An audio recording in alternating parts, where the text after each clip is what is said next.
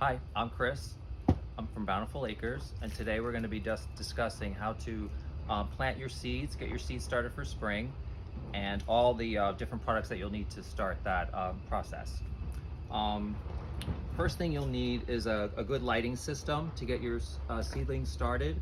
You'll also need a seed tray, and this comes with a dome and your seed cells, and you will also need a heating pad, and this will keep your seeds about 70 degrees, which will help them germinate faster and quicker, because that's what you really want to do, is make sure your seeds get germinated quick so you'd have the best success. We're going to need some organic potting soil to mix up. You'll probably need a container to put your soil in, and when you're doing your soil, to put them in your cell trays, you should just add some water gradually. And you want to, it's better to work, a lot of people like to work with moistened soil. Give that a good mix so it's a nice consistency, and you just want to make sure that it'll kind of hold together in your hand when you lay it in your tray. And you'll just lay it in your tray, make sure you tamp down the soil really well so every cell is compacted, there's no air pockets in your soil. Level it off. At the bottom of your cell packs, you have a tray with no holes, and that's a better way to water your seedlings after you get them planted, is to fill that tray up with water, and the soil will soak that up and it'll be thoroughly wet, and that's what you want it to do. And you never want your seeds to dry out, so that the most important thing is your seeds not to dry out, and to always have your light on. So what we'll do now is I've already filled up this tray with some soil, and I'll give it an extra little mist on top.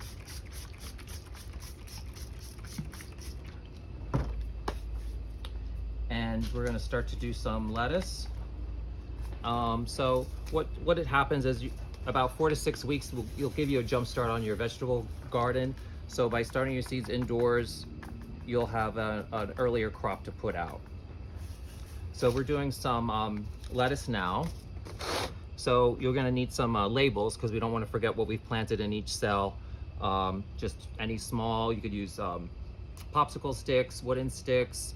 There's plastic labels. Get a Sharpie, label your label with whatever you're planting. With lettuce, you just want to, it says 1/4 of an inch, but that's such a small depth that you could just put a few seeds in each cell for success, so we make sure we get growth in at least a couple of cells. So we're just popping them on top, and then we'll be covering them up, and I'll show you how to cover them up.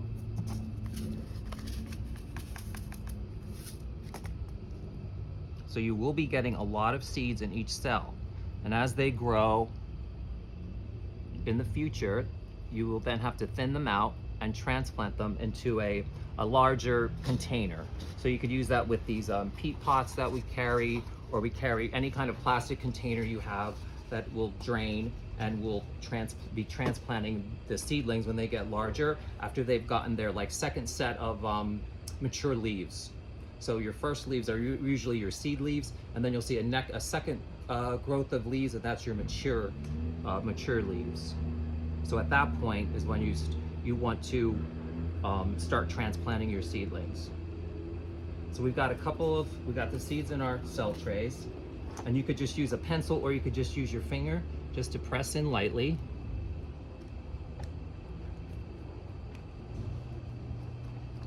And then from the seeds around the soil around the edges of the cells, you could just push some of the soil to the center, and then pat it down.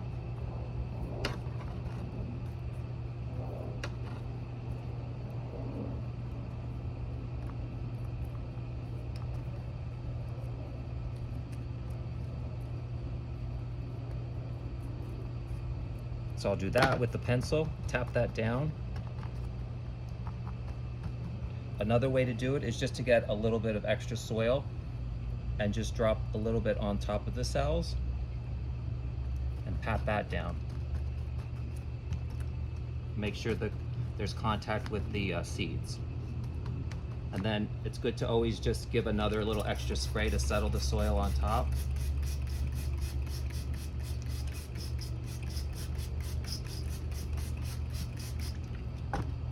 And then we could do another type of seed. We could do some peppers.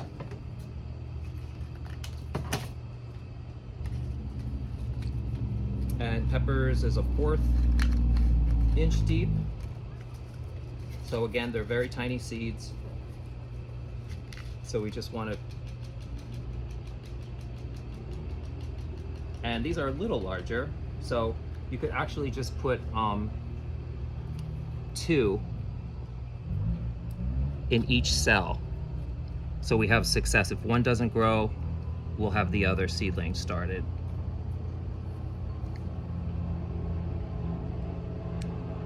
And you're just dropping your pepper seeds into those holes. You could just press them down, or we'll cover them up.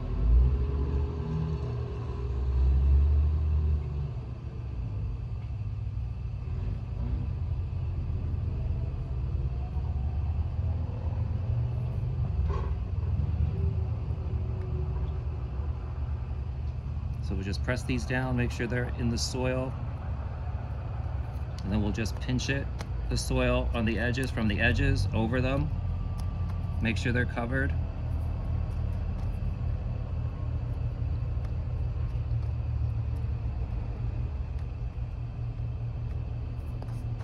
Tamp them down.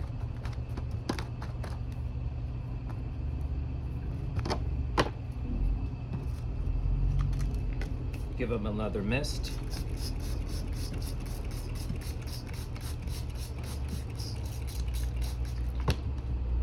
Put our label in. After you've done doing all your seeds, sowing all the seeds that you want to get started, it's good to lift your tray, your seed packs, and you'll want to add some water to your tray for bottom watering. And you want to keep this in there for about 15 to 20 minutes. And by that time, it should take up what it needs. And then you can empty the excess water out of your tray, because we don't want our seeds standing in water. So you'll just let that soak up. After 20 minutes, 15-20 minutes, empty the water out, and you'll be good to go. You'll get your seed tray, your lid that comes with the set, with your cells and your bottom tray. Put your lid on. You'll turn your mat on. Put your tray on the mat. Have your light about anywhere from 4 to 6 inches. This helps with your seedlings not getting spindly and tall and weak growing, because they'll have enough light system to have nice, short, full seedlings. Otherwise, most people, that's something that happens. They'll get really leggy, and they're stretching for light. So a light is like the best thing to have. After your seedlings are going to grow, and you'll want to, before that, your light should be on when you're up, and then when you go to bed, you should shut the light off. In the morning, get up, turn your seed light on, and then this way they'll have a full day of light and have a rest period during the nighttime. After your seedlings have sprouted and gotten there, it'll take 7 to 10 days for your seedlings to sprout. You want to take your lid off at that time, and then you just want your seedlings to grow on like that, because they don't need the humidity top for them. After they've been growing for a while, they'll get quite larger like this, and these are starter seedlings that have been grown on, and we sell these in the garden center, and you could come in and get these also already pre-started. So the next step for your growing, when they get to this stage, would be to pop them up in the next size container.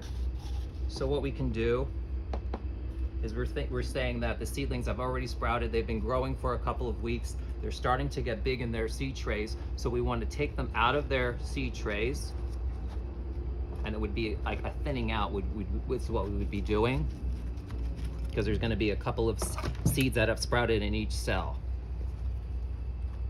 So we're going to be taking out the seedling root. You fill up your peat pot, plant your seedling in there.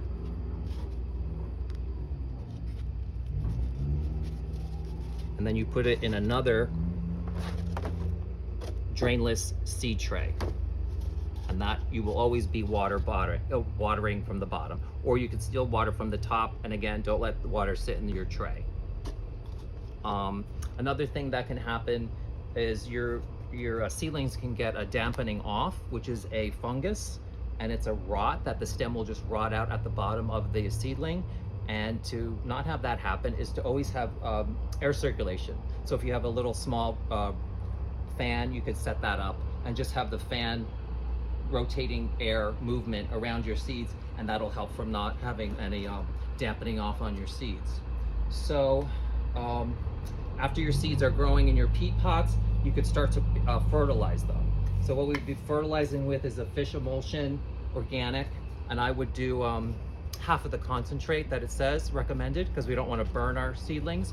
So if it says a tablespoon per gallon of water, I would do a half a tablespoon. Dilute that in a watering can and water them maybe once every 2 weeks to start off with. And I think that's about it for seed starting. As your seeds grow, you'll be able to want to acclimate them to colder climates that we have. So as your seeds grow into this stage a little bit more, gradually 2 hours a day, bring them back in. The next day they could go out for another 3 hours, bring them back in, and gradually acclimate them to the outdoor climates, to the wind, the sun, and everything that they're going to be contending with. So that's about it for today. Next we'll probably show you more examples of transplanting larger mature seedlings. Thank you. Come see us at Bountiful Acres for all these products.